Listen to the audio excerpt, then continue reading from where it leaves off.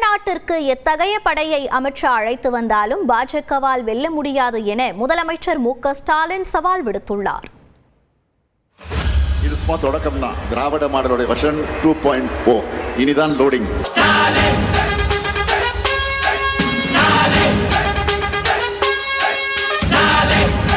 திருவண்ணாமலையில் திமுக இளைஞரணி வடக்கு மண்டல நிர்வாகிகள் சந்திப்பு கூட்டம் பிரம்மாண்டமாக நடைபெற்றது.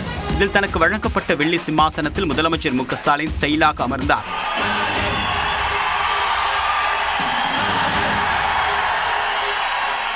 பிறகு பேசிய முதலமைச்சர் மு.க. ஸ்டாலின் தாழ்ந்த தமிழகமே என்று கவலைப்பட்ட காலத்தை மாற்றி திரும்பி பாருங்க தமிழ்நாட்டை என்று சொல்லும் காலத்திற்கு வந்துள்ளதாக கூறினார். பீகாரை ஜெயிச்சிட்டோம், அடுத்த டார்கெட் தமிழ்நாடு தான் சொல்றார். மாண்புமிகு அமித்ஷா அவர்களே, நீங்கள் உங்க சங்கி படையே கூட்டிக்கிட்டு வந்தாலும் உங்களால் ஒன்றும் இங்கு பண்ண முடியாது. இது தமிழ்நாடு. தொடர்ந்து பேசியவர், நாட்டிலேயே பாஜகவிற்கு எதிராக சித்தாந்த ரீதியில் சண்டை இடுகின்ற ஒரே கட்சி திமுக தான் என்றார். எங்களுடைய கேரக்டரையே புரிஞ்சிக்க மாட்டீங்களா?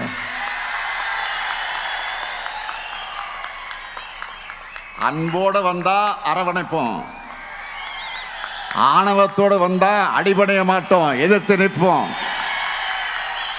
அதிமுக என்ஜின் இல்லாத கார் என்று விமர்சித்த உதயநிதி அதனை பாஜகவிடமிருந்து எடப்பாடி பழனிசாமி காப்பாற்ற வேண்டும் என்றும் குறிப்பிட்டார். கார்ல பேட்டரி டவுன் ஆனா அதை 4 பேர் தள்ளி விட்டு ஸ்டார்ட் பண்ணலாம். ஆனா கார்ல இன்ஜினே இல்லைன்னா எவ்வளவு தள்ளினாலும் அது ஸ்டார்ட் ஆகாது.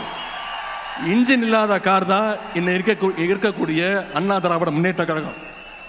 இப்போ பாஜக அப்படின்ற லாரி அந்த இன்ஜின் இல்லாத காரை எப்படியாவது கட்டி இழுத்துட்டு போக பார்க்குது. இன்னைக்கு திரு எடப்பாடி பழனிசாமி அவர் சொல்றார், நீதித்துறையை காப்பாற்றணும், தமிழ்நாட்டை காப்பாற்றணும்னு சொல்றார். முதல்ல அவர் காப்பாற்ற வேண்டியது அண்ணா திராவிட முன்னேற்ற கழகத்தை பாஜக கிட்ட இருந்து காப்பாற்றணும். கட்டுப்பாடு இல்லாத கூட்டத்தை வைத்துக் கொண்டு எதையும் சாதிக்க முடியாது என்று தாவேக தலைவர் விஜயையும் உதயநிதி ஸ்டாலின் மறைமுகமாக விமர்சித்தார். கட்டுப்பாடு இல்லாம 1 லட்சம் இல்ல 1 கோடி இளைஞர்களை திரண்டாலும் அதனால யாருக்கும் எந்த பயனும் கிடையாது. அப்படிப்பட்ட கட்டுப்பாடு இல்லாத கூட்டத்தை வச்சுக்கிட்டு யாராலையும் எதையும் சாதிக்கவும் முடியாது. யார் வேணாலும் இடையில வரட்டும் போகட்டும், அதை பத்தி நமக்கு கவலை வேண்டாம்.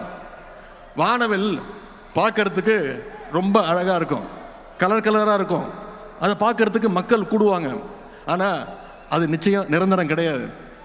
உதயசூரியன் மட்டும்தான் நிரந்தரம். தேர்தலில் இளைஞர்களுக்கு அதிகம் வாய்ப்பு தர வேண்டும் என்று உதயநிதி ஸ்டாலின் கோரிக்கை வைத்த நிலையில் அதற்கு முதலமைச்சர் மு.க. ஸ்டாலின் பதிலளித்தார். நிச்சயம் வர இருக்கின்ற சட்டமன்ற தேர்தலில் எங்களுடைய இளைஞர்களுக்கு நீங்க போட்டியிட அதிகமாக வாய்ப்பை தர வேண்டும்.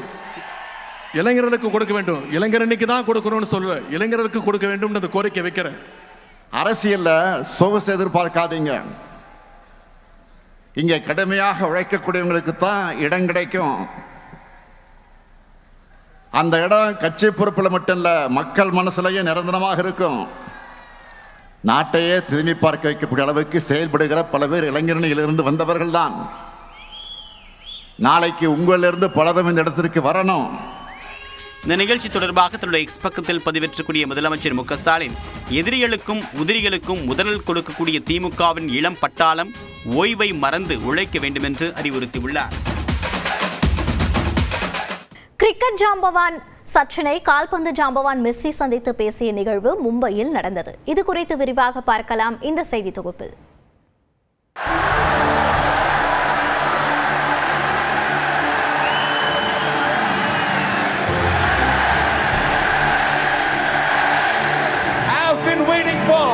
The World Cup ball from Leo Messi. உலகின் முன்னணி கால்பந்து நட்சத்திரமான லியோனல் மெஸ்ஸி த கோட் டூர் என்ற பெயரில் 3 நாட்கள் பயணமாக இந்தியா வந்துள்ளார். அதன்படி கொல்கத்தா, ஹைதராபாத் ஆகிய இடங்களில் நடைபெற்ற நிகழ்ச்சிகளில் பங்கேற்ற மெஸ்ஸி நேற்று மும்பை சென்றடைந்தார். மகாராஷ்டிர மாநில முதலமைச்சர் தேவேந்திர ஃபட்னவிஸ் உள்ளிட்டோர் அவருக்கு உற்சாக வரவேற்பு அளித்தனர். இதையடுத்து மும்பை வான்கடே மைதானத்திற்கு சென்ற மெஸ்ஸியை ரசிகர்கள் ஆரவாரத்தோடு வரவேற்றனர். மைதானத்தில் நிரம்பியிருந்த ரசிகர்கள் மெஸ்ஸி மெஸ்ஸி என்று விண்ணதிர முழக்கங்கள் எழுப்பினர்.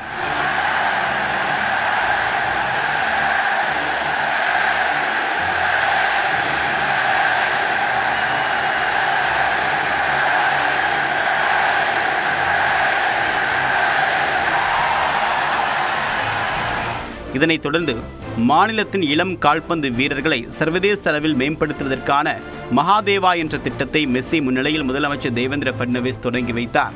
Stadium, it is time for us to call it a wrap. As the three goats are over here on stage. பிறகு அங்கு கால்பந்து போட்டியை மெஸ்ஸி தொடங்கி வைத்தார்.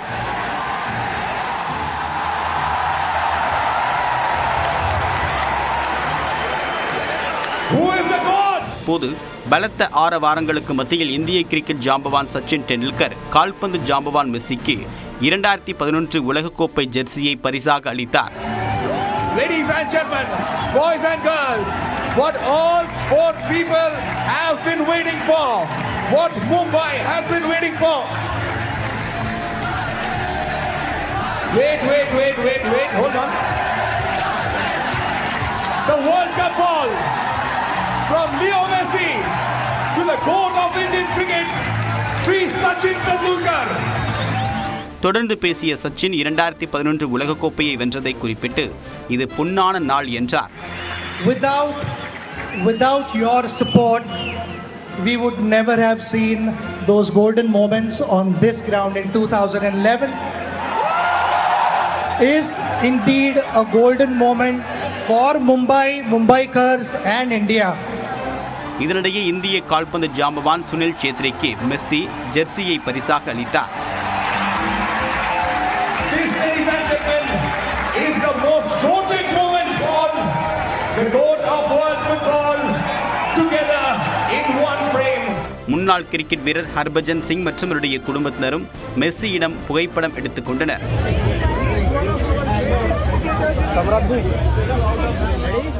மெஸ்ஸியுடன் அவருடைய இன்டர் மியாமி அணி வீரர்கள் லூயிஸ் சௌராஸ் மற்றும் ரோட்ரிகோ டீபால் ஆகியோரும் நிகழ்ச்சியை சிறப்பித்தனர். கொல்கத்தா நிகழ்வுக்கு முற்றும் நேர்மாறாக மும்பை நிகழ்வு சுமூகமாக நடந்து முடிந்தால் ரசிகர்கள் மகிழ்ச்சியில் திளைத்தனர். 2026 சட்டமன்ற தேர்தல் நெருங்கும் சூழலில் மத்திய உள்துறை அமைச்சர் அமித்ஷாவை பாஜக மாநில தலைவர் நயினார் நாகேந்திரன் சந்தித்து பேசியுள்ளார். நயினார் நாகேந்திரனின் டெல்லி பயணத்தின் பின்புலம் என்ன? விரிவாக அலசுகிறது இந்த செய்தி தொகுப்பு.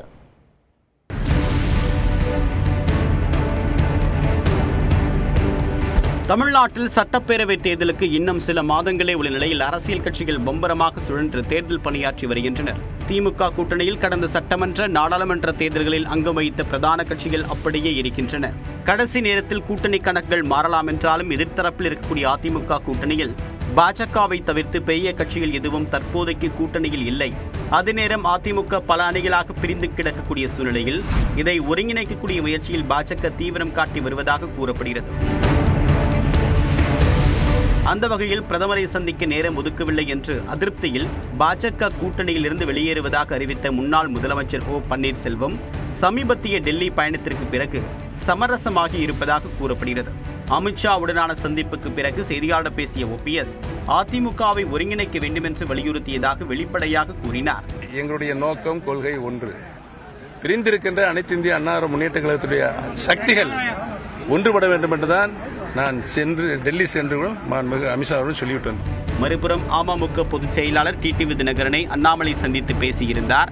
நட்பு ரீதியிலான சந்திப்பு என்று அண்ணாமலை கூறியிருந்தாலும் உள்ளே பேசி விவகாரங்களை வெளியே கூற முடியாது என்றும் அதிமுக ஒருங்கிணைந்து வலுவாக இருக்க வேண்டும் என்று தலைவர்கள் அனைவரும் விரும்புவதாக அவர் தெரிவித்தார். வெற்றி பெறுவதற்கான வாய்ப்புகளை சொல்லலாம். ஒருத்தர் வந்தா என்ன ஓட்டு வரும், வரலினா என்ன ஓட்டு போகுங்கிறத நாங்க சொல்லலாம். அனுபவத்தின் அடிப்படையில் 2021 பார்த்திருக்கோம், 24 பார்த்திருக்கோம். நாங்கள் எல்லாமே சொல்லலாம். எல்லோரும் ஒருமித்த கருத்து வலிமையாக இருக்க வேண்டும் என்பது எங்களுடைய ஒருமித்த கருத்து. ஓ பன்னீர்செல்வத்தை தொடர்ந்து தமிழக பாஜகவின் முன்னாள் தலைவர் அண்ணாமலையும் அழைத்து அமித்ஷா ஆலோசனை மேற்கொண்டார். இதன் தொடர்ச்சியாக அதிமுக பொதுச் செயலாளர் எடப்பாடி பழனிசாமி உடனான சந்திப்புக்கு பிறகு பாஜக மாநில தலைவர் நயினார் நாகேந்திரன் டெல்லி சென்றிருப்பது அரசியல் வட்டாரத்தில் கவனம் பெற்றுள்ளது. நேற்று இரவு 9 மணி அளவில் அமித்ஷாவை சந்தித்தவர் தொகுதி பங்கீடு, தேர்தல் கூட்டணி உள்ளிட்டவை குறித்து அமித்ஷாவுடன் பேசியதாக தகவல் வெளியாகியுள்ளது. அதிமுக ஒருங்கிணைப்புக்கோ அல்லது ஓபிஎஸ் டிடிவி தினகரனை கூட்டணிக்கு இணைப்பதற்கோ பாஜக தலைமை முயற்சிப்பதாக கூறப்பட்டாலும் பிரிந்தவர்களுடன் சேர்வதற்கு வாய்ப்பில்லை என்ற வகையில் அதிமுக பொதுச் செயலாளர் எடப்பாடி பழனிசாமியின் செயல்பாடுகள் இருப்பது தேசிய ஜனநாயக கூட்டணியில் எந்தவிதமான தாக்கத்தை ஏற்படுத்தும் என்பது காலத்தின் கையில். தொடர்ந்து 1 நிமிட செய்திகளை பார்க்கலாம். விடுபட்ட தகுதியுள்ள மகளிருக்கும் உரிமைத் தொகை வழங்கப்படும் என்று முதலமைச்சர் மு க ஸ்டாலின் அறிவித்துள்ளார். தருமபுரி மாவட்டம் பாப்பாரப்பட்டியில் திமுக நிர்வாகியும் முன்னாள் அமைச்சருமான பழனியப்பன் இல்ல திருமண விழாவில் பங்கேற்று உரையாற்றிய முதலமைச்சர் எவ்வளவோ தடைகள் சோதனைகளுக்கு மத்தியில் தமிழ்நாடு முன்னேறியுள்ளதாக கூறினார். மாநில உள்நாட்டு உற்பத்தி வளர்ச்சியில் தமிழ்நாடு நம்பர் 1 மாநிலமாக உருவாகியிருப்பதாகவும் மகிழ்ச்சி தெரிவித்தார். திமுக அரசின் திட்டங்கள் மக்களிடம் சென்றடைந்துள்ளதாகவும் முதலமைச்சர் கூறினார். இன்னும் கூட சில தகுதியுள்ளவர்கள் விடுபட்டிருந்தால் அவர்கள் உடனடியாக அப்பீல், அதாவது கோரிக்கை வைத்தால் அவர்களுக்கும் நிச்சயமாக வழங்கப்படும் என்ற நம்பிக்கையை, உறுதியை நான் இந்த நேரத்தில் தெரிவித்துக் கொள்ள விரும்புகிறேன். அது மட்டுமல்ல, அது இன்னும் உயரும் என்று கூட சொல்லியிருக்கிறேன். நமது வாக்குரிமையை காப்பாற்றுவது அவசியம் என்றும் முதலமைச்சர் மு க ஸ்டாலின் வலியுறுத்தினார். விசாரணைப்பணியில் இன்றைக்கு பம்பர மாதிரி நம்முடைய தோழர்கள் செயல்பட்டுக் கொண்டிருக்கக்கூடிய காட்சியை பார்த்து எல்லோரும் அதை குறிப்பிட்டு சொல்லுகிறார்கள், பெருமைப்படுகிறார்கள். எதற்கு என்று சொன்னால் நம்முடைய வாக்குரிமையை நாம் காப்பாற்றியாக வேண்டும். ஆக விழிப்போடு நாம் வேலை பார்த்திருக்கிறோம். வாக்காளர் சிறப்பு தீவிர திருத்த பணியில் திமுகவினர் தீவிரமாக செயல்பட்டு வருவதாகவும் ஸ்டாலின் தெரிவித்தார். தமிழ்நாட்டில் எஸ்ஐஆர் படிவங்களை சமர்ப்பிப்பதற்கான கால அவகாசம் நேற்றுடன் நிறைவடைந்தது. பீகாரை தொடர்ந்து தமிழ்நாடு, புதுச்சேரி உள்ளிட்ட 12 மாநிலங்கள் மற்றும் யூனியன் பிரதேசங்களில் எஸ்ஐஆர் எனப்படும் வாக்காளர் பட்டியல் சிறப்பு தீவிர திருத்த பணிகள் நவம்பர் மாதம் 4ஆம் தேதி தொடங்கியது. பூர்த்தி செய்யப்பட்ட படிவங்களை கடந்த 4ஆம் தேதிக்குள் ஒப்படைக்க வேண்டும் என தலைமை தேர்தல் ஆணையம் அறிவித்திருந்த நிலையில் முதலில் 7 நாட்களுக்கு கால அவகாசம் நீட்டிக்கப்பட்ட நிலையில் இரண்டாவது முறையாக தமிழ்நாடு உள்ளிட்ட 6 மாநிலங்களுக்கு கூடுதலாக 3 நாட்கள் கால அவகாசம் வழங்கப்பட்டது. இந்நிலையில் பூர்த்தி செய்யப்பட்ட விண்ணப்பங்களை ஒப்படைப்பதற்கான கால அவகாசம் நேற்றுடன் நிறைவடைந்தது. படிவத்தை பூர்த்தி செய்து வழங்காதவர்களின் பெயர்கள் வாக்காளர் பட்டியலில் நீக்கப்படும் எனவும், தமிழ்நாட்டில் வரைவு வாக்காளர் பட்டியல் வரும் 19ஆம் தேதி வெளியாகும் என்றும் தேர்தல் ஆணையம் தெரிவித்துள்ளது. தொடர்ந்து அதிகரிக்கக்கூடிய முட்டை விலை வரலாறு காணாத வகையில் ₹6.25 உயர்ந்துள்ளது. 20 நாட்களுக்கு மேலாக மாற்றமின்றி இருந்த முட்டை விலை கடந்த 3 நாட்களாக ஏறுமுகமாக உள்ளது. நாமக்கல்லில் நடைபெற்ற தேசிய முட்டை ஒருங்கிணைப்பு குழு கூட்டத்தில் ஒரு முட்டையின் கொள்முதல் விலை ₹6.20 இருந்து 5 காசுகள் உயர்த்தப்பட்டு ₹6.25 நிர்ணயம் செய்யப்பட்டது. கடந்த 3 நாட்களில் மட்டும் ஒரு முட்டையின் கொள்முதல் விலையில் 15 காசுகள் அதிகரித்திருப்பது குறிப்பிடத்தக்கது. முட்டை விலை நிர்ணய வரலாற்றில் இதுதான் அதிகபட்ச விலை என்று கோழிப்பண்ணை உரிமையாளர்கள் கூறுகின்றனர். வட மாநிலங்களில் குளிர் அதிகரித்திருப்பதாலும் கிறிஸ்துமஸ் பண்டிகை நெருங்கி இருப்பதாலும் முட்டையின் தேவை அதிகரித்துள்ளது. ஆனால் அதற்கு ஏற்ற வகையில் உற்பத்தி இல்லாததால் விலை அதிகரித்திருப்பதாகவும் முட்டை உற்பத்தியாளர்கள் கூறுகின்றனர். இதனிடையே பிராய்லர் கோழி உயிருடன் கிலோ ஒன்றுக்கு ₹114 என்றும் முட்டைக்கோழி கிலோ ஒன்றுக்கு ₹100 என்றும் தென்னிந்திய கோழி பண்ணையாளர்கள் சங்கம் நிர்ணயித்துள்ளது. சென்னையில் வளர்ப்பு பிராணிகளுக்கு உரிமம் பெறுவதற்கான காலக்கெடு நிறைவடைந்த நிலையில் இன்று முதல் அபராதம் விதிக்கும் நடைமுறை அமலுக்கு வந்துள்ளது. சென்னையில் நாய்க்கடி சம்பவங்களை தவிர்க்கும் வகையில் வளர்ப்பு நாய்களுக்கு உரிமம் பெறுவதை கட்டாயமாக்கி மாநகராட்சி நிர்வாகம் உத்தரவிட்டிருந்தது. இதேபோன்று பூனை உள்ளிட்ட செல்லப்பிராணிகளுக்கு உரிமம் பெறுவது கட்டாயமாக்கப்பட்டுள்ளது. இப்பணிகளுக்காக கடந்த அக்டோபர் முதல் நேற்று வரை சென்னை மாநகராட்சி சிறப்பு முகாம்கள் நடத்திய நிலையில் 1,05,556 செல்லப்பிராணிகள் விவரங்கள் பதிவு செய்யப்பட்டு 57,626 செல்லப்பிராணிகளுக்கு உரிமங்கள் வழங்கப்பட்டுள்ளன. இது பெஸ்ட் எங்களுக்கு. இது வெறும் ₹50 தான் கட்டணும். ஆதார் கார்டு கொடுக்க சொல்றாங்க எங்களுக்கு. இது வந்தோம்னா வெயிட் பண்ணோம் சார். ஒரு எப்படி இருந்தாலும் ஒரு 15 நிமிஷம் வெயிட் பண்ணணும். வெயிட் பண்ணி போடும்போது நல்லது. இனியோட லாஸ்ட் டேட்னால தான் நாங்கள் வந்திருக்கோம். செல்லப்பிராணிகளுக்கு உரிமம் பெறுவதற்கான காலக்கெடு நிறைவடைந்த நிலையில் அதிகாரிகள் இன்று முதல் வீடு வீடாக ஆய்வு செய்ய உள்ளனர். இப்போ ஒரு 90,000 கிட்ட அப்ளை பண்ணிருக்காங்கன்னா above 50,000க்கு மேல லைசன்ஸ் அப்ளை பண்ணி வாங்கியிருக்காங்க சார் எல்லாரும். அதுக்கப்புறம் பெனால்ட்டி தான் சார். யார் வந்தாலுமே சரி வேக்சின் போடாம இருக்கிறவங்களுக்கு 5,000 பெனால்ட்டி போட்டு தான் மைக்ரோசிப் போடுவோம். உரிமம் பெறாத செல்லப்பிராணியின் உரிமையாளருக்கு ₹5,000 அபராதம் விதிக்கப்படும் என எச்சரித்துள்ள மாநகராட்சி நிர்வாகம் உரிமம் பெறுவதற்கான நடவடிக்கையும் எடுக்கப்படும் என்றும் தெரிவித்துள்ளது. போர்களில் தோல்வியையே சந்திக்காத தமிழக மன்னர் பெரும்பிடுகு முத்தரையரின் நினைவு அஞ்சல் தலையை குடியரசு துணைத் தலைவர் CP ராதாகிருஷ்ணன் வெளியிட்டார். தஞ்சாவூரை ஆட்சி செய்த பெரும்பிடுகு முத்தரையர் சுவரன் மாறன், குவாவன் மாறன் என்ற பெயர்களிலும் அழைக்கப்பட்டார். போரில் தோல்விகளையே சந்திக்காத முத்தரையரின் 1348வது சதய விழா மே மாதம் கொண்டாடப்பட்டது. இந்நிலையில் அவரை போற்றும் வகையில் மத்திய அரசு நினைவு அஞ்சல் தலையை வடிவமைத்துள்ளது. டெல்லியில் நடைபெற்ற விழாவில் அந்த சிறப்பு அஞ்சல் தலையை குடியரசு துணைத் தலைவர் CP ராதாகிருஷ்ணன் வெளியிட்டார். துணை குடியரசுத் தலைவர் மாண்புமிகு திரு CP ராதாகிருஷ்ணன் அவர்களுக்கு வழங்குகிறார்.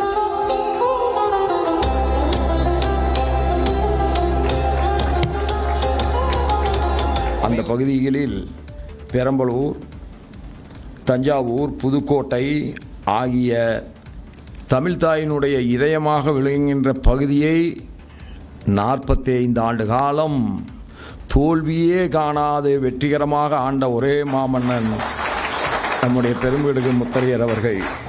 நிகழ்ச்சியில் பேசிய மத்திய நிதியமைச்சர் நிர்மலா சீதாராமன், நாட்டிற்காக தியாகம் செய்தவர்கள் மற்றும் பெருமை சேர்த்தவர்களை பிரதமர் மோடி அடுத்த தலைமுறைக்கு எடுத்துச் சென்றுள்ளார் என்றார்.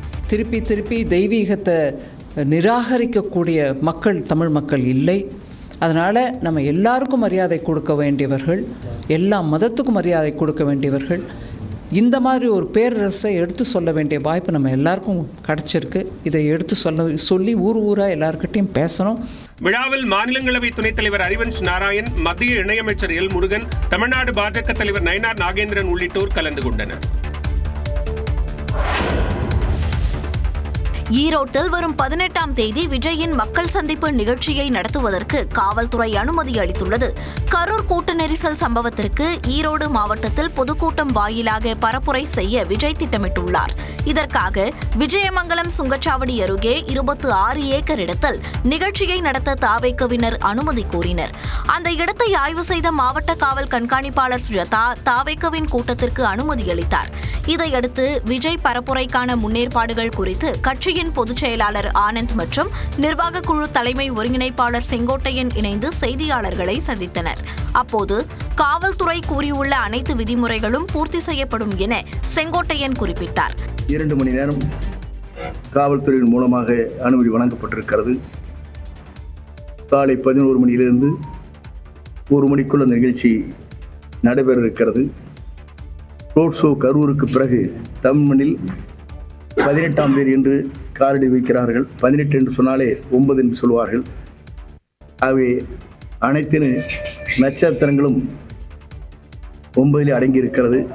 உறுதி செய்ய அவருக்கு சரியாக இருக்கிறது. வெற்றியை இலக்கை எட்டுவார் என்பதை மகிழ்ச்சியோடு தெரிவித்துக் கொள்கிறேன். தாவேக கூட்டம் நடைபெறும் இடம் இந்து சமய அறநிலையத்துறைக்கு சொந்தமானது என்பதால் இடத்தை பயன்படுத்த 50,000 ரூபாய் வாடகையும் முன்பணமாக 50,000 ரூபாயும் நிர்ணயிக்கப்பட்டுள்ளதாக தகவல் வெளியாகியுள்ளது.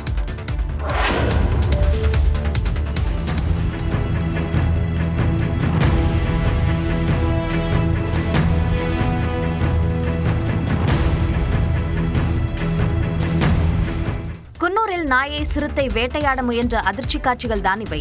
குன்னூர் டானிங்டனில் குடியிருப்பு பகுதியில் நுழைந்த சிறுத்தை ஒன்று அங்கிருந்த வீட்டில் காவலுக்கு இருந்த நாயை வேட்டையாட முயன்றது. சிறுத்தையின் பிடியில் சிக்கிய நாய் நூலிழையில் உயிர் தப்பியது.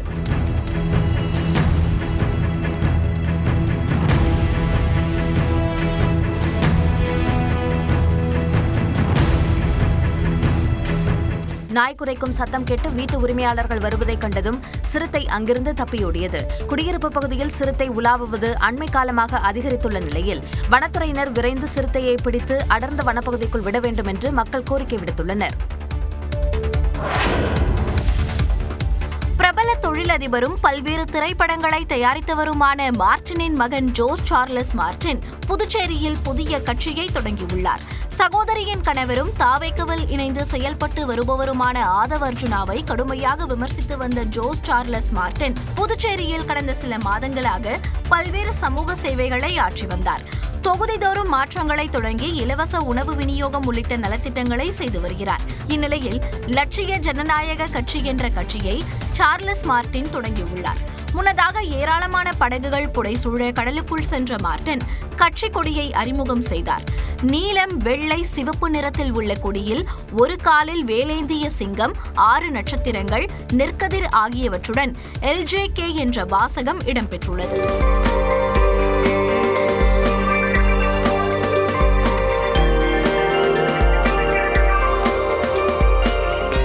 புதுவை மெரினாவில் நடந்த கட்சி அறிமுக நிகழ்ச்சியில் பேசிய மார்டின் புதுச்சேரியை சிங்கப்பூர் போல் மாற்றுவேன் என அறிவித்தார். ஆளுங்கட்சியும் சரி, இங்க இருக்கிற எதிர்கட்சியும் சரி, எல்லாருமே ஒரு சிண்டிகேட் போட்டு யாரையுமே கேள்வி கேட்கறது இல்ல.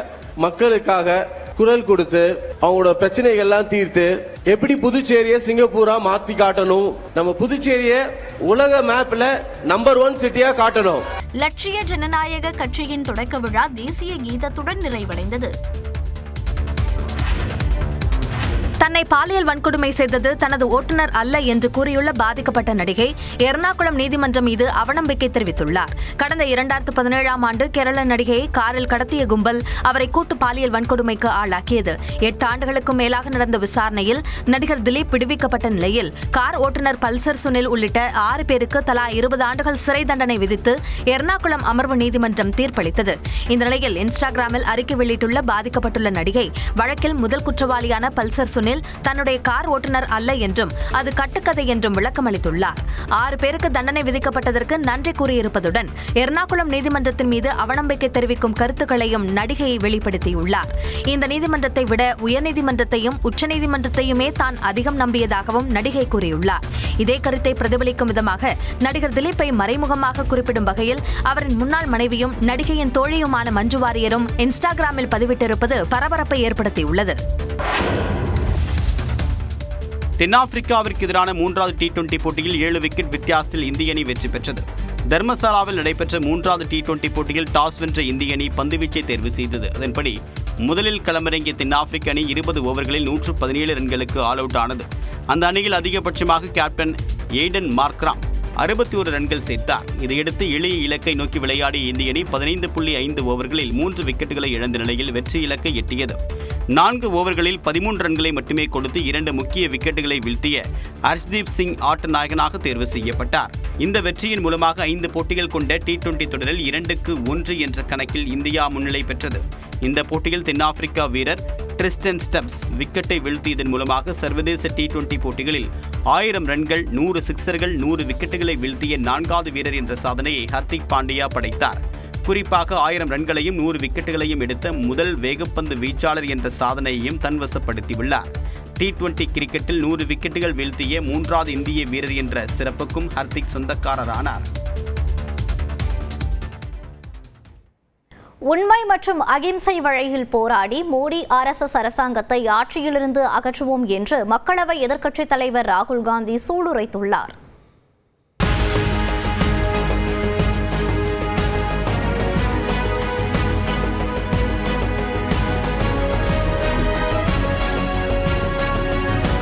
வாக்கு திருட்டு அண்மை காலமாக காங்கிரஸ் தொடர்ந்து முன்வைத்து வரக்கூடிய ஒற்றை வார்த்தை குற்றச்சாட்டு. உத்தரப்பிரதேசம், பீகார், கர்நாடகா உள்ளிட்ட மாநிலங்களில் பாஜகவினர் வாக்கு திருட்டில் ஈடுபட்டதாக ஆதாரங்களை ராகுல் காந்தி வெளியிட்டார். இதற்கு தேர்தல் ஆணையமும் துணை போவதாக குற்றம் சாட்டினார். அண்மையில் நாடாளுமன்ற குளிர்கால கூட்டத்தொடரில் வாக்கு திருட்டு தொடர்பாக மத்திய உள்துறை அமைச்சர் அமித்ஷா மற்றும் எதிர்க்கட்சித் தலைவர் ராகுல் காந்தி இடையே காரசார விவாதம் நடைபெற்றது. இந்நிலையில் டெல்லியில் உள்ள ராம்லீலா மைதானத்தில் வாக்கு திருட்டை கண்டித்த காங்கிரஸ் சார்பில் மாபெரும் போராட்டம் நடைபெற்றது. இதில் காங்கிரஸ் கட்சியின் மூத்த தலைவர் சோனியா காந்தி, தேசிய தலைவர் மல்லிகார்ஜுன கார்கே, மக்களவை எதிர்க்கட்சித் தலைவர் ராகுல் காந்தி, பொதுச் செயலாளர் பிரியங்கா காந்தி உள்ளிட்டோர் கலந்து கொண்டனர். தொண்டர்கள் மத்தியில் பேசிய ராகுல் காந்தி வாக்கு திருட்டில் ஈடுபட்டவர்கள் ஆட்சி கட்டிலில் இருந்து இறங்க வேண்டும் என்று முழங்கினார். வாக்கு திருட்டு குறித்து ஆதாரத்துடன் புகார் அளித்தும் இதுவரை தேர்தல் ஆணையம் உரிய பதில் அளிக்கவில்லை என்று குற்றம் சாட்டினார். ज्ञानेश कुमार, डॉक्टर सुखबीर सिंह सांधू, डॉक्टर विवेक जोशी, याद रखिए ज्ञानेश कुमार, सुखबीर सिंह सांधू, विवेक जोशी, ये जो सत्य और असत्य की लड़ाई हो रही है, इलेक्शन कमीशन बीजेपी के सरकार के साथ मिलकर काम कर रहा है. தொடர்ந்து பேசியவர் வாக்கு திருட்டு குறித்து காங்கிரஸ் கண்டுபிடித்து விட்டதால் அமித்ஷாவிற்கு பதற்றம் ஏற்பட்டு விட்டதாகவும் பாஜகவின் டிஎன்ஏவில் வாக்கு திருட்டு இருப்பதாகவும் ராகுல் காந்தி விமர்சித்தார். மேலும் உண்மையை விட அதிகாரமே முக்கியம் என்று RSS தலைவர் மோகன் பகவத் கூறியதாக சுட்டிக்காட்டிய ராகுல் காந்தி நாட்டிற்கு RSS சித்தாந்தம் தேவையில்லை என்றார். முன்னதாக பேசிய காங்கிரஸ் கட்சியின் பொதுச் செயலாளர் பிரியங்கா காந்தி பீகார் தேர்தலில் 10,000 ரூபாய் பணம் கொடுக்கப்பட்ட போது தேர்தல் ஆணையம் கண்களை மூடிக்கொண்டதா என்று வினவினார். मैं चुनौती देती हूं, एक सही चुनाव लड़ लें, बैलेट पे लड़ लें, तो ये खुद जानते हैं कि कभी नहीं जीत पाएंगे. பிறகு பேசிய காங்கிரஸ் தலைவர் மல்லிகார்ஜுன கார்கே வாக்கு திருட்டில் ஈடுபட்டவர்கள் துரோகிகள் என்று கூறினார். வாக்குரிமை மற்றும் அரசியலமைப்பை பாதுகாப்பதற்கு பாஜகவை ஆட்சியிலிருந்து அகற்ற வேண்டும் என்றார். कांग्रेस पार्टी की विचारधारा ही देश को बचा सकती है. भागवत की विचारधारा, गोलवाल गुरु जी की विचारधारा या हमारे मनुस्मृति की विचारधारा ये देश को बचाएंगी नहीं, ये देश को खत्म कर देगी. பிரம்மாண்ட போராட்டத்தின் இறுதியில் காங்கிரஸ் கட்சியின் மூத்த தலைவர்கள் அரசியலமைப்பு புத்தகத்தை கையில் ஏந்தி அதனை பாதுகாப்போம் என்று உறுதி பூண்டனர்.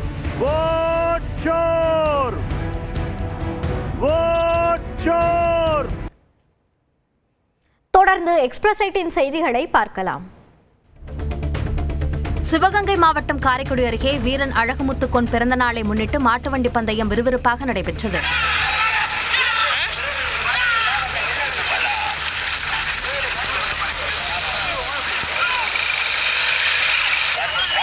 கோவிலூர் கிராமத்தில் நடைபெற்ற போட்டியில் பெரிய மாடுகள் பிரிவில் 9 ஜோடிகள், சிறிய மாடுகள் பிரிவில் 34 ஜோடி மாடுகள் பங்கேற்றன. பெரிய மாடுகளுக்கு 8 மைல் தூரமும் சிறிய மாடுகளுக்கு 7 மைல் தூரமும் பந்தய இலக்காக நிர்ணயிக்கப்பட்டிருந்தது. இதில் வெற்றி பெற்ற மாட்டு வண்டிகளின் சாரதிகளுக்கும் உரிமையாளர்களுக்கும் ரொக்க பரிசும் கோப்பைகளும் வழங்கப்பட்டன. தேனி மாவட்டம் கம்பம் உத்தமபுரம் பகுதியைச் சேர்ந்த மைக் செட் உரிமையாளர்கள் மற்றும் தொழிலாளர்கள் நலச்சங்கம் சார்பில் இசைப்போட்டி திருவிழா நடத்தப்பட்டது. கூம்பு வடிவ ஒலிபெருக்கிகளுக்கான தடையை அரசு நீக்க வேண்டும் என்ற கோரிக்கையை வலியுறுத்தி போட்டியில் பங்கேற்ற மைக் செட் ஆபரேட்டர்கள் தங்கள் ஒலிபெருக்கிகளை இயக்கி காட்டினர்.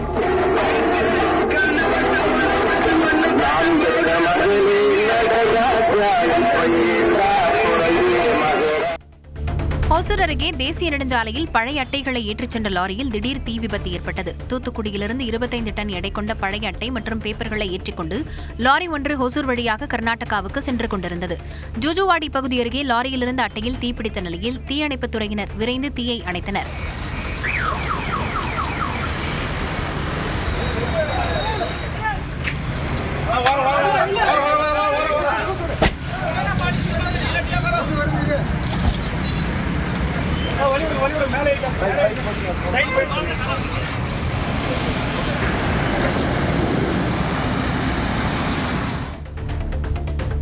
தஞ்சாவூரில் அரசு விளையாட்டு விடுதியில் மாணவனுக்கு பாலியல் தொல்லை கொடுத்த 4 மாணவர்கள் போக்சோ சட்டத்தின் கீழ் கைது செய்யப்பட்டுள்ளனர். 9ஆம் வகுப்பு படிக்கும் 14 வயது மாணவனுக்கு 12ஆம் வகுப்பு படிக்கும் 2 மாணவர்கள், 10ஆம் வகுப்பு மற்றும் 9ஆம் வகுப்பு படிக்கும் மாணவர்கள் சேர்ந்து பாலியல் தொல்லை அளித்ததாகவும் புகைப்பிடிக்கச் சொல்லி துன்புறுத்தியதாகவும் கூறப்படுகிறது.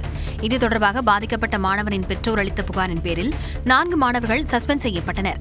இது தொடர்பாக குழந்தைகள் உதவி மைய அலுவலர் அளித்த தகவலின் பேரில் விசாரணை நடத்திய காவல்துறையினர் 4 மாணவர்களையும் போக்சோ சட்டத்தில் கைது செய்துள்ளனர்.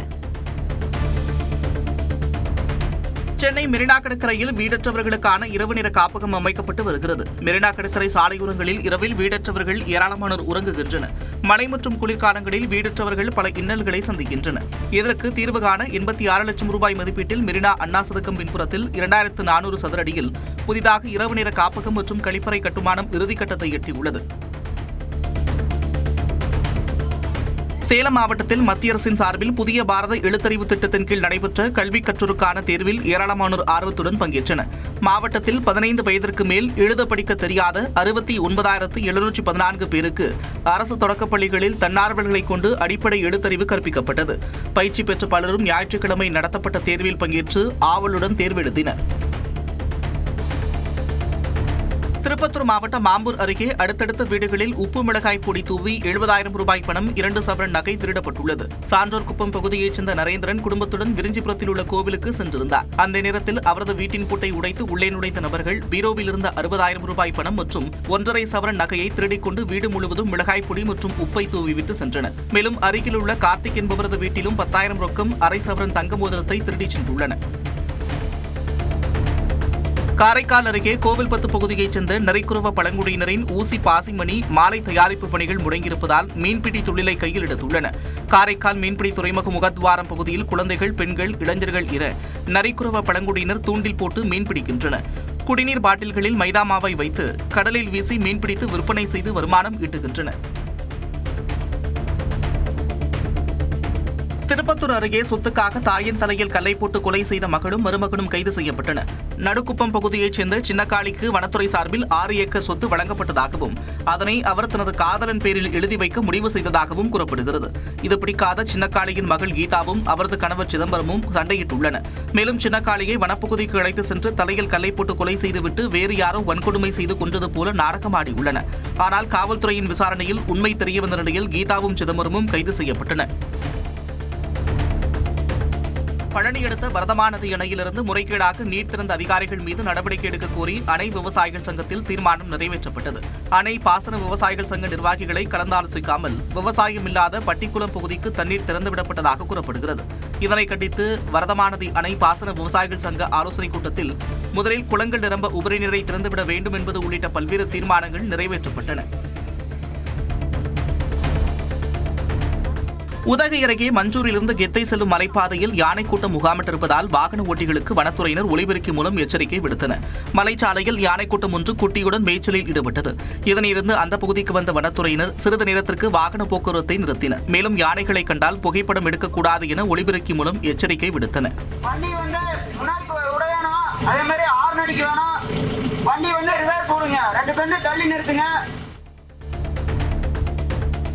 திருவாரூர் முத்துப்பேட்டை அருகே ஆற்றின் குறுக்கே உள்ள இணைப்பு பாலம் திடீரென உள்வாங்கியதால் பொதுமக்கள் அச்சமடைந்துள்ளனர். ஆலங்காடு வீரன்வயல் கிராமங்களை இணைக்கும் வகையில் கோதையாற்றின் குறுக்கே 10 ஆண்டுகளுக்கு முன்பு கட்டப்பட்ட இணைப்பு பாலத்தின் தூண்கள் சேதமடைந்திருக்கும் நிலையில் பொதுமக்கள் பயன்படுத்தி வருகின்றனர். எந்த நேரத்திலும் பாலம் இடிந்து விழும் அபாயம் இருப்பதால் புதிய பாலம் கட்டித்தர வேண்டும் என்று கிராம மக்கள் வலியுறுத்துகின்றனர். பாஜகவின் தேசிய செயல் தலைவராக நிதின் நபீன் நியமிக்கப்பட்டுள்ளார். நிதின் நபீனின் பின்னணி என்ன விரிவாக பார்க்கலாம் இந்த செய்தி தொகுப்பில்.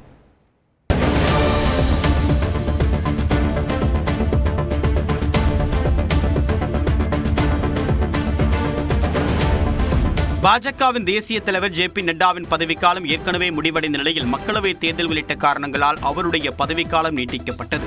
தற்போது தமிழ்நாடு, கேரளா, மேற்கு வங்கம் உள்ளிட்ட 5 மாநிலங்களுக்கான தேர்தல் நெருங்கக்கூடிய சூழ்நிலையில் பாஜகவின் தேசிய செயல் தலைவராக நிதின் நபீனை கட்சியின் நாடாளுமன்ற குழு நியமித்துள்ளது. பீகார் மாநிலத்தைச் சேர்ந்த 45 வயதான நிதின் நபீன் கட்சியின் தலைமை பொறுப்புக்கு தேர்வு செய்யப்பட்டுள்ளார். பீகார் மாநில பாஜகவின் மூத்த தலைவரும் முன்னாள் எம்எல்ஏவுமான நபீன் கிஷோர் சின்ஹாவின் மகனான நிதின் நபீன் தற்போது பீகார் மாநில அமைச்சராக இருக்கிறார். அண்மையில் நடைபெற்று முடிந்த பீகார் சட்டப்பேரவைத் தேர்தலில் பாஜக கூட்டணி ஆட்சியை தக்க வைக்க நிதின் நபீன் முக்கிய பங்காற்றியதாக கூறப்படுகிறது. அவருடைய உழைப்பை அங்கீகரிக்கக்கூடிய விதமாக செயல் தலைவர் பொறுப்பை வழங்கியிருக்கிறது பாஜக தலைமை. ஒருங்கிணைந்த பீகார் மாநிலத்தில் 1980ஆம் ஆண்டு ராஞ்சியில் பிறந்தவர் நிதின் நபீன். தந்தையின் மறைவுக்கு பிறகு அரசியலில் அடியெடுத்து வைத்த இவர் 2006ஆம் ஆண்டு நடைபெற்ற பாட்னா மேற்கு தொகுதியின் இடைத்தேர்தலில் 60,000 வாக்குகள் வித்தியாசத்தில் வெற்றி பெற்று தன்னுடைய 26 வயதில் சட்டமன்றத்திற்குள் நுழைந்தார். அதற்கு பிறகு 2010, 15, 20 மற்றும் கடந்த மாதம் நடைபெற்ற சட்டப்பேரவை தேர்தல் என்று தொடர்ந்து 4 முறை பங்கிப்பூரி தொகுதியில் இருந்து எம்எல்ஏவாக தேர்ந்தெடுக்கப்பட்டவர். 2021ஆம் ஆண்டு நிதிஷ்குமாரின் அமைச்சரவையில் அங்கம் வைத்த நிதின் நபீன் தற்போது சாலை மேம்பாட்டுத்துறை அமைச்சராக இருக்கிறார். வலுவான RSS பின்னணி கொண்ட நிதின் நபீன் பாஜக தேசிய செயலாளர், தேசிய செயற்குழு உறுப்பினர், தேசிய பொதுச் செயலாளர் என்று பல்வேறு முக்கிய பொறுப்புகளையும் வகித்துள்ளார். பூத்தளவில் கட்சியை வலுப்படுத்துவதில் வல்லவரான நிதின் நபீன் தற்போது பாஜகவின் இளைஞர் பிரிவான BJYM செயலாளராகவும் உள்ளார்.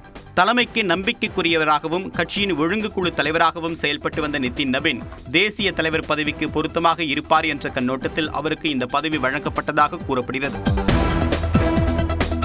இளம் தேசிய செயல் தலைவருக்கு வாழ்த்து தெரிவித்திருக்கூடிய பிரதமர் நரேந்திர மோடி நிதின் நபீனை கடின உழைப்பாளி என்று புகழ்ந்திருக்கிறார். அவருடைய பணிவான இயல்பு மற்றும் அர்ப்பணிப்பால் கட்சியை மேலும் வலுப்படுத்துவார் என்று நம்பிக்கை தெரிவித்திருக்கிறார். வாஜ்பாய், அத்வானி தொடங்கி அமித்ஷா, நட்டா உள்ளிட்டோர் அலங்கரித்த பதவியில் நிதின் நபீன் மூலமாக இளம் ரத்தத்தை பாய்ச்ச தயாராகி உள்ளது பாஜக. அடுத்த தேசிய தலைவர் பட்டியலில் நிதின் நபீன் இருப்பாரா என்று தெரியவில்லை என்றும், ஆனால் அதற்கான உரையாடல் கட்சிக்குள் தொடங்கிவிட்டதாகவும் கூறப்படுகிறது. நியூஸ் 18 தமிழ்நாடு செய்திகளுக்காக செய்தியாளர் சுசித்ரா. தொடர்ந்து எக்ஸ்பிரஸ் 18 செய்திகளை பார்க்கலாம். கிருஷ்ணகிரி அருகே டாடா தொழிற்சாலைக்கு சொந்தமான பேருந்து மீது வெடிகுண்டு வீசப்பட்டதில் பெண் ஊழியர் படுகாயமடைந்தார். ராயக்கோட்டை அருகே உள்ள டாடா தொழிற்சாலையிலிருந்து இரவு தொழிலாளர்கள் சென்ற பேருந்து பாலகுரி என்ற பகுதியில் சென்றபோது அடையாளம் தெரியாத சிலர் வெடிகுண்டுகளை வீசியதில் பக்கவாட்டு கண்ணாடி உடைந்து பெண் ஊழியரின் கைகளில் காயம் ஏற்பட்டது. அவருக்கு ஓசூரில் தனியார் மருத்துவமனையில் சிகிச்சை அளிக்கப்படுகிறது. ஓட்டுநர் அளித்த புகாரின் பேரில் காவல்துறையினர் விசாரணை நடத்தி வருகின்றனர். தருமபுரியில் முதலமைச்சர் மு.க.ஸ்டாலின் பங்கேற்ற திருமண விழாவில் அலங்காரத்திற்கு வைக்கப்பட்டிருந்த வாழை, கரும்பு உள்ளிட்டவற்றை பொதுமக்கள் போட்டி போட்டுக் கொண்டு பிடுங்கிச் சென்றனர். தருமபுரி மேற்கு மாவட்ட திமுக செயலாளரும் முன்னாள் அமைச்சருமான பழனியப்பனின் மகன் எழில் மரவன் திருமணம் மோளையனூர் ஆண்டான் நகர் கலைஞர் திடலில் நடைபெற்றது. இந்த விழாவிற்கு வந்த முதலமைச்சர் மு.க.ஸ்டாலினை வரவேற்கும் விதமாக வாழைத்தார், கரும்பு, இளநீர் உள்ளிட்டவற்றை கொண்டு அலங்கார தோரணங்கள் அமைக்கப்பட்டிருந்தன. விழா முடிந்து முதலமைச்சர் புறப்பட்டு சென்றதும் அவற்றை பொதுமக்கள் போட்டி போட்டுக் கொண்டு அள்ளிச் சென்றனர். தஞ்சாவூர் மாவட்டம் திருவையாறு அருகே காவிரி ஆற்றில் மூழ்கி தாத்தா பேரன் உயிரிழந்த சம்பவம் சோகத்தை ஏற்படுத்தியது. கடுவெளி கிராமத்தை சேர்ந்த பாலகிருஷ்ணன் தன்னுடைய பேரன்கள் கிரிநாத், விக்னேஷ் ஆகியோரை காவிரி ஆற்றின் தடுப்பணைக்கு அழைத்து சென்று மீன்பிடித்துக் கொண்டிருந்தார். அப்போது எதிர்பாராத விதமாக ஆற்றில் 3 பேரும் மூழ்கி மாயமாகினர். தீயணைப்புத் துறையினர் தேடுதலில் விக்னேஷ் மீட்கப்பட்டு மருத்துவமனைக்கு அனுப்பி வைக்கப்பட்டார். அதனைத் தொடர்ந்து பாலகிருஷ்ணன் மற்றும் கிரிநாத் ஆகியோரின் உடல்கள் மீட்கப்பட்டன. மலேசியாவிலிருந்து இலங்கை வழியாக விமானத்தில் மதுரைக்கு கடத்தி வரப்பட்ட அரிய வகை ஆமைகள் பறிமுதல் செய்யப்பட்டன.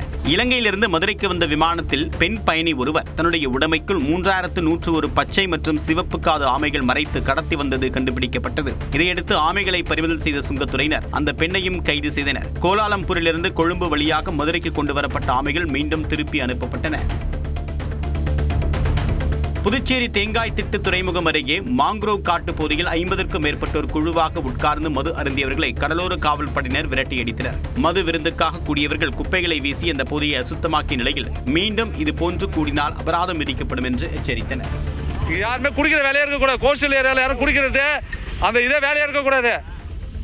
ஃபர்ஸ்ட் அண்ட் லாஸ்ட் உங்களுக்கு என்ன உங்களுக்கு என்ன கோஸ்டல் என்ன குடிக்கிற இடம் அடுத்த தடவை எல்லாம் ஜெயிலுக்கு போயிடுவீங்க சொல்லிட்டேன். அடுத்த தடவை எல்லாம் ஜெயிலில் இந்த ஏரியா உள்ளே பார்க்கக்கூடாது உங்களை. கோவை மாவட்டம் வால்பாறை சுற்றுவட்டார பகுதிகளில் வனவிலங்கு தாக்குதல் எதிரொலியாக தேயிலை தோட்ட குடியிருப்புகளில் தமிழக வனத்துறை கூடுதல் இயக்குநர் ராமசுப்பிரமணியம் ஆய்வு செய்தார்.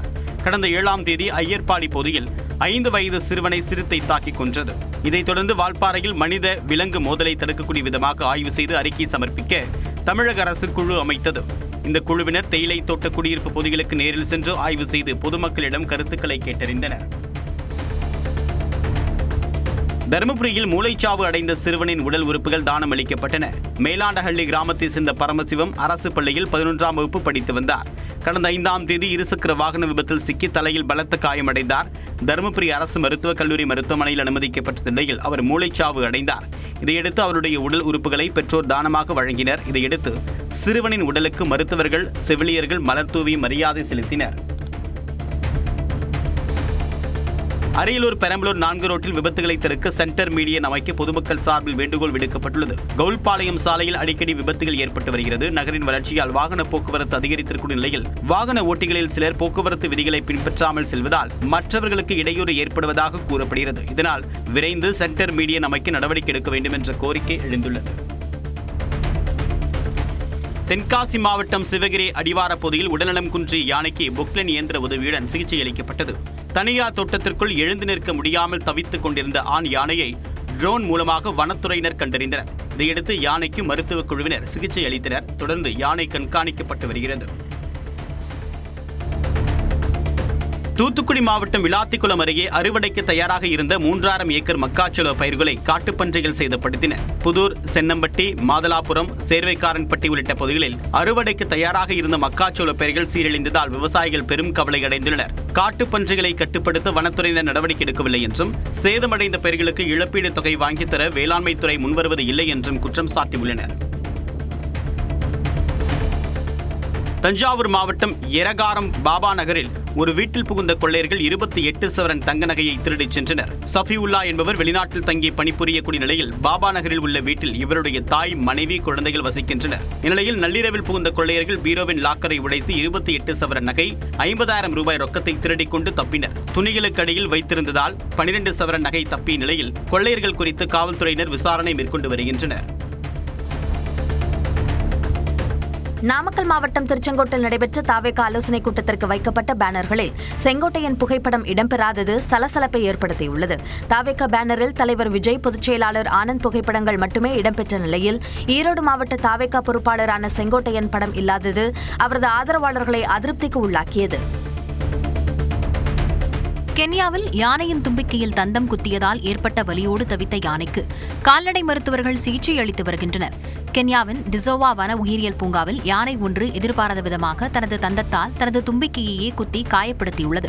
தும்பிக்கையில் தந்தம் சிக்கியதால் ஏற்பட்ட வலியால் துடித்த யானையை வனத்துறையினரும் கால்நடை மருத்துவர்களும் மீட்டு சிகிச்சை அளித்து வருகின்றனர்.